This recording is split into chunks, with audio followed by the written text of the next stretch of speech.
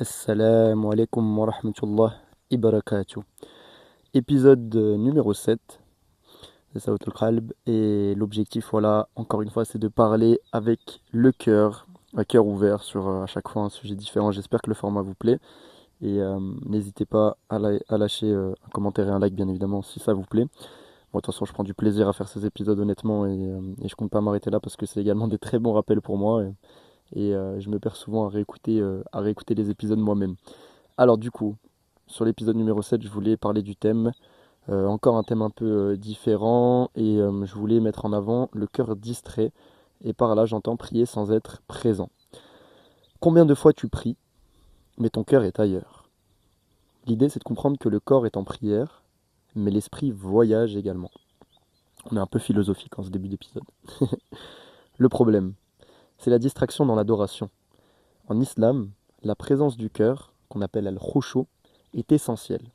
Sans ça, la prière devient un automatisme, comme une chorégraphie en fait. Et c'est pas du tout l'objectif, et c'est ce qu'on va essayer de comprendre aujourd'hui dans cet épisode. Le Coran nous dit dans la sourate numéro 23, versets 1 et 2, bienheureux sont les croyants, ceux qui sont humbles et concentrés dans leur prière. Ce n'est pas juste prier, c'est être présent. Et encore une fois, j'aimerais mettre l'accent sur à chaque fois en revenir au Coran. Il y a les hadiths bien évidemment qui sont très importants, du meilleur exemple que l'on n'aura jamais, Mohammed sallallahu alayhi wa sallam. Mais prenez le temps de chercher les références dans le Coran. Le Coran est un guide spirituel pour celui qui le suit. Il est la vérité émanant de Dieu. Il est donc important de prendre le temps de se référer au Coran. Et là, on nous parle bien donc des croyants qui sont humbles et concentrés dans leur prière, hein. Je cite entre parenthèses le Coran directement. Pourquoi on est distrait? Ben, encore une fois, comme les épisodes précédents, et on en parlera souvent, mais trop de distractions, téléphone, réseau, il peut y avoir plein de choses qui nous dérangent, des notifications par exemple, et donc une habitude, une routine sans réflexion. Et là, il faut s'arrêter à ce point-là, c'est très important. La prière ne peut pas être une habitude, une routine sans réflexion.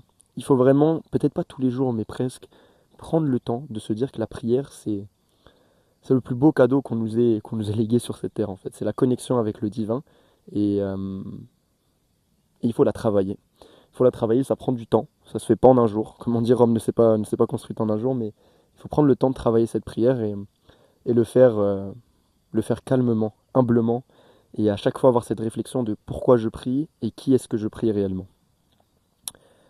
Manque de compréhension dans ce qu'on récite également. C'est important de prendre le temps, d'apprendre ces sourates, de le faire calmement et de comprendre également ce que l'on récite, ne serait-ce que les du'a ou les sourates. Je suis moi-même pour ma part euh, un musulman converti et je ne maîtrise pas la langue arabe à la base, bien que j'ai grandi dans des pays arabes et dans des pays musulmans, et je travaille tous les jours sur ce sujet-là pour essayer d'améliorer euh, ma connaissance de cette langue arabe qui est, ma foi, je pense la langue la plus riche dans cette dunya. Donc il est important de prendre le temps de travailler sa relation avec la langue arabe, je pense. Ça c'est un point aussi à mettre en avant et on pourra en parler dans un prochain épisode. Il y a un hadith qui dit l'homme peut prier sans qu'il ne lui soit compté qu'une petite partie de sa prière. L'idée, c'est parfois tu fais une prière entière, mais en fait tu n'en récupères que 10%. Et ça, c'est important de se le rappeler. Dans une prière, on peut prendre 20, 15, 12, 13, ça dépend, 100% en fait, une part de pourcentage dans cette prière. Et c'est important de chercher à récolter le maximum de récompenses du prière. Donc il faut vraiment se rappeler que c'est pas parce qu'on prie euh, que tout est bon. Certes, l'acte est fait, mais est-ce qu'on a vraiment été concentré? Est-ce qu'on a vraiment mis un khushu total dans notre prière? Et ça, c'est important de s'en rappeler. Les signes d'une prière distraite, c'est tu ne sais plus quelle raka tu fais. Par exemple, tu te dis, allez, j'étais à la deuxième raka et en fait, tu étais à la troisième. Ça, c'est les signes que tu es un peu distrait dans ta prière, que tu n'as pas forcément une concentration totale. Tu récites sans réfléchir. Tu récites comme une poésie qu'on apprenait par cœur à l'époque à l'école. Et tu penses à tout, sauf à Allah. Et au final, pendant la prière, le plus important, c'est bien de penser à Allah subhanahu wa ta'ala. C'est comme si tu étais allé, je donne un exemple un peu grossier, mais que tu es au téléphone avec ta mère et qu'en fait, pendant cet appel au téléphone avec ta mère, elle te raconte des choses, elle est contente de te raconter plein de choses et toi, tu penses aux courses que tu vas faire le lendemain. Bah, c'est pas très cool pour ta maman qui est en train de te raconter du coup des choses qui comptaient pour elle. Bon, là, pour le coup, c'est plus une écoute du créateur de ce qu'on a à lui dire et donc forcément, il faut prendre le temps d'être complètement concentré. Comment voulez-vous qu'il vous réponde de la meilleure des manières si vous n'êtes pas concentré dans ce que vous lui demandez. Bien évidemment, il est Ar-Rahman, Ar-Rahim, et il est toujours à notre écoute et toujours auprès de nous, bien évidemment. Comment retrouver la présence? Déjà, peut-être comprendre ce que l'on récite, prendre son temps, ralentir dans ce que l'on fait, se rappeler devant qui tu es. Ça, c'est très très important. Ça, c'est un point à ne pas négliger. Se rappeler devant qui on est. On est quand même devant le créateur des cieux et de la terre. Allah subhanahu wa ta'ala. C'est pas n'importe qui. Et donc il faut prendre le temps peut-être de se rappeler qui est-ce que l'on prie et devant qui on est. Et bien évidemment, éloigner les distractions avant la prière. Ça c'est très très très important et se mettre dans un endroit où on sait qu'on va pouvoir prier avec concentration. Et il y a un point qui est assez important et qui n'est pas facile bien évidemment à faire au début. Mais j'essaie de le faire moi régulièrement, alors pas tout le temps, mais j'essaie de le travailler. C'est prier comme si tu voyais Allah subhanahu wa ta'ala, ce qu'on appelle l'ihsan en islam. Et c'est agir au quotidien presque comme si on avait Dieu devant nous. Et dans la prière encore plus. Et ça c'est quelque chose qui marche plutôt bien.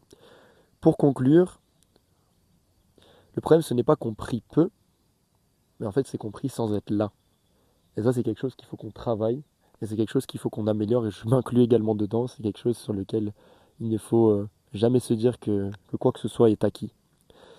Le challenge pour cette semaine et pour cet épisode, je dirais, ça serait d'essayer ne serait-ce qu'une seule prière vraiment concentrée. On donne le maximum. On est en soi dans une performance. On va essayer de performer dans notre prière, sans en faire trop, bien évidemment, c'est pas l'objectif, mais d'être concentré au maximum. Et ça serait le challenge que je vous donne pour cette fin d'épisode. Et je me le donne également à moi-même. Et voilà, j'espère en tout cas que l'épisode vous aura plu, encore une fois. Et à très vite pour l'épisode numéro 8, où cette fois-ci on essaiera de mettre en avant l'illusion du contrôle, pour vous donner un petit avant-goût du prochain épisode. Merci de m'avoir écouté. Assalamu alaikum wa rahmatullahi wa barakatuh.